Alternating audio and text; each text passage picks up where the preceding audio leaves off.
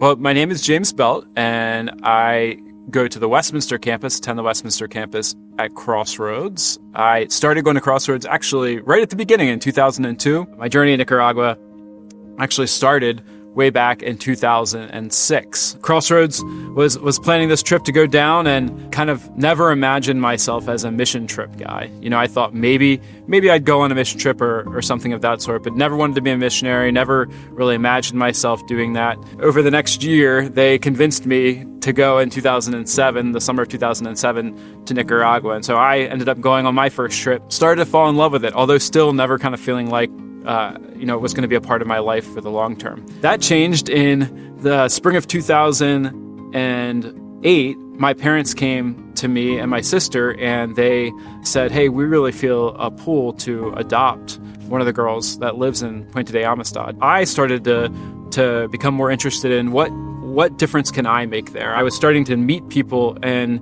really get to know people in Nicaragua and get to know not just their name or that they were just these people that lived in this foreign country, but that they had a story, and that their story was much like mine, that they were as smart as me, they were as capable as I was, but yet they were stuck in poverty. We often think that serving like on a mission trip or in certain environments, that there are specific things that fit that mold. But oftentimes God gives us gifts and abilities and experiences that we can use.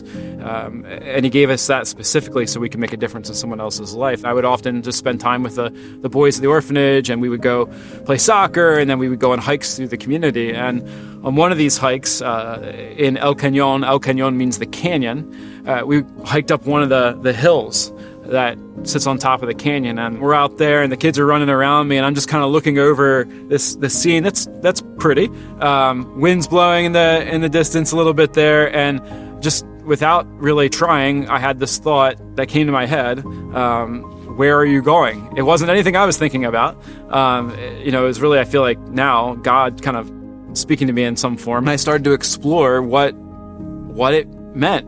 What would that look like for me? Did I actually feel a call from God to move to Nicaragua, to take that step forward? It really became clear that God was telling us, well, what we want you to do is bring hope to others, to bring what I like to think of as all-in hope.